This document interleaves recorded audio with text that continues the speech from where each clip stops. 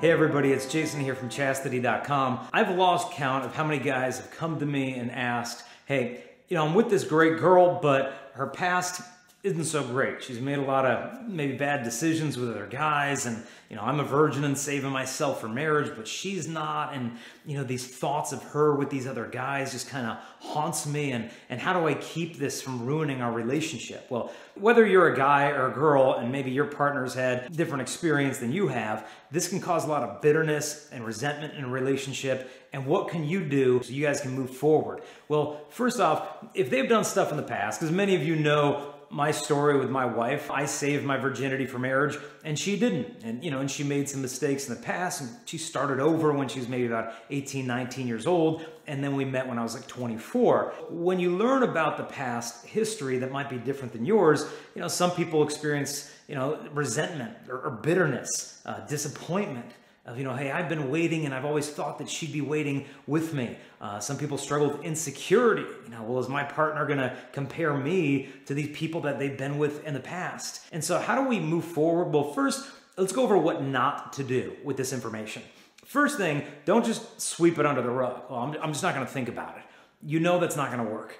So step number 2, what not to do. Don't hold this information over her head as if she's been somehow unfaithful to you. When these things happened in her past, odds are she didn't even know you. You guys hadn't even met yet. So first understand she hasn't been unfaithful to you. Odds are she probably regrets those things she's done and doesn't need it being held over her head. And odds are too that you've made mistakes in your own way, in different ways. Whether you've struggled with pornography or doing things with other girls, I know what it's like to think, hey, as long as I'm technically a virgin, I'm being good. So all else goes. Well, we all have our own baggage in different ways. And so don't think that you're spotless and she's the one with all the issues. Any real relationship is going to involve a lot of new beginnings and forgiveness. And so that needs to start now. And if you're not able to let go of this, she can end up not only struggling to forgive herself, but end up resenting you for not seeing who she's become today. Third thing I think you need to do is don't infect your own wound. And what I mean by that is don't be looking at porn. Because if you're watching porn, what you're doing is hypersexualizing your own imagination, where you're going to start thinking of her, well, I can't believe she did this with that guy, or maybe she did that with that guy. We don't need to be struggling with it in this way. But more importantly, if you're looking at porn while being committed to someone else, you're cheating on that person. It's an act of infidelity, because you can have your pixels or you can have your person, but you can't have them both. And when you promise to be faithful, it's not just with your body, but your imagination, your heart, your eyes, everything should belong to them. And then lastly, I think what you need to make sure not to do is don't get too specific of going into too many details about her past. I think it's sufficient to know that it happened and when it happened and maybe how many people it happened with, and that's about enough. Because if you go into too many details, not only does she not need to relive all of those memories, you don't need those images in your own head as well. A lot of this will only do more harm than good. So if you're not supposed to do those things, what are you supposed to do?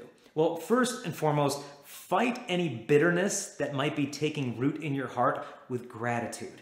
Give thanks to God that she's in your life and not in their lives anymore. Give thanks to God that maybe she's changed her lifestyle, that she's become a new creation. She's a brand new human being. And so when you start to feel ungrateful, fight that. You have to remember that resentment isn't only a feeling, it's also a decision sometimes. And you have to fight against that with the spirit of gratitude. So that's point number 1. Point number 2, when these thoughts come to your mind about her or these other guys, what are you going to do with those thoughts? Pray. Pray for her. Pray for her, for healing, for her memories, for that God would continue to deepen her conversion. And pray also for that guy or those guys in her past for their conversion as well. So that way you're transforming some temptation towards bitterness into intercession and into prayer. And so where these feelings might cause you to want to love her less, you're choosing to love her more through prayer. So that's point number 2. Now, point number 3 is to live purely with her, because living purity will heal the past. Because to be honest, you might be the one that gets to marry this woman, but you might not. And if you're not her future husband, then you don't want her bringing into her future marriage experiences she's had with you that her husband might struggle with as well. And so by living purity, you're going to help to heal the past and build a more solid foundation for lasting love yourself. Fourth point I would say is talk to her about this. I mean, any real relationship has open and honest communication. And to me, this is a real great test of the maturity of love you have for one another, because it's going to require some vulnerability on your part to share with her maybe some of your fears or insecurities. And it's going to require empathy on her part to hear where you're coming from, where you're going to need to be patient with one another because you're going to take a role in each other's healing process regarding this whole issue. And if over time you find, that it's not really improving, talk to a counselor, maybe together or separately. How do we work through this? And when you talk to her, this is not about blame. This is not about shame. This is about, I want to move forward with you. And there's just this issue I want to be able to talk to you about more openly. You could start the conversation, say, honey, there's something just been weighing on my heart, and, can I talk to you about this? And odds are, well, absolutely, honey.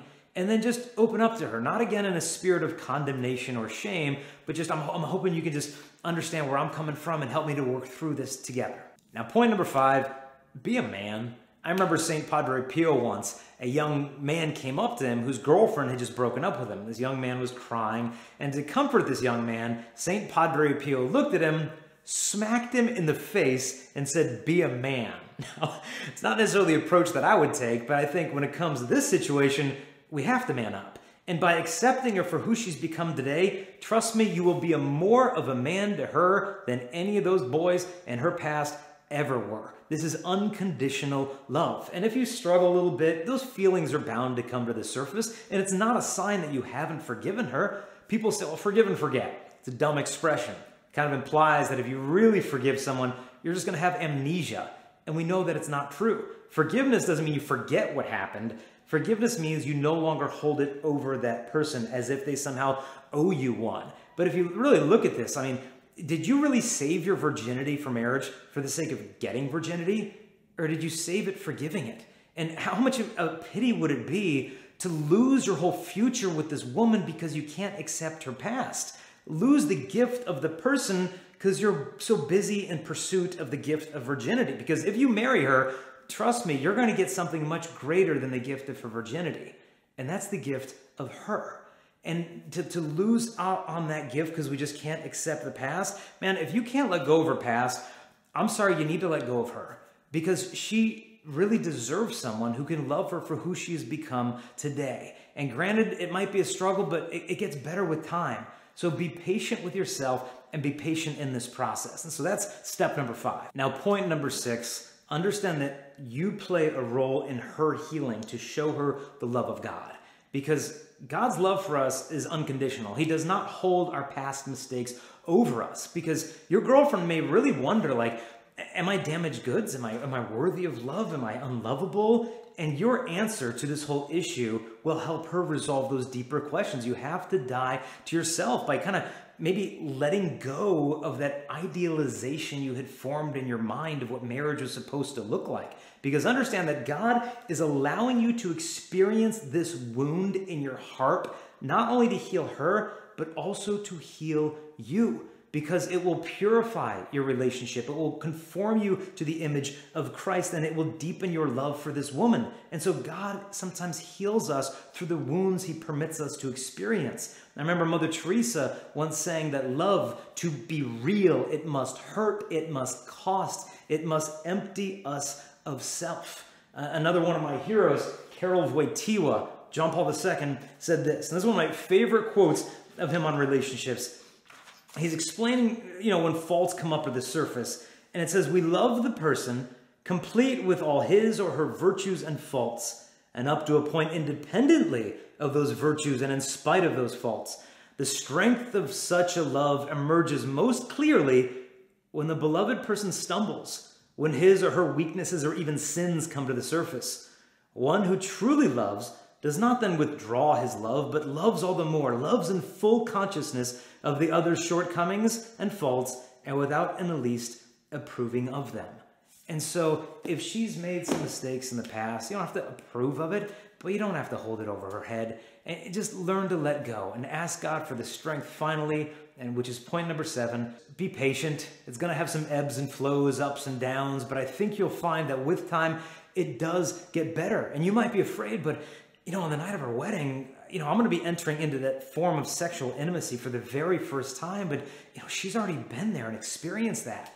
This is not true. Sex outside of marriage is not the same thing as making love as a sacrament, where you're consummating your union. You're speaking the wedding vows and making them flesh through that act.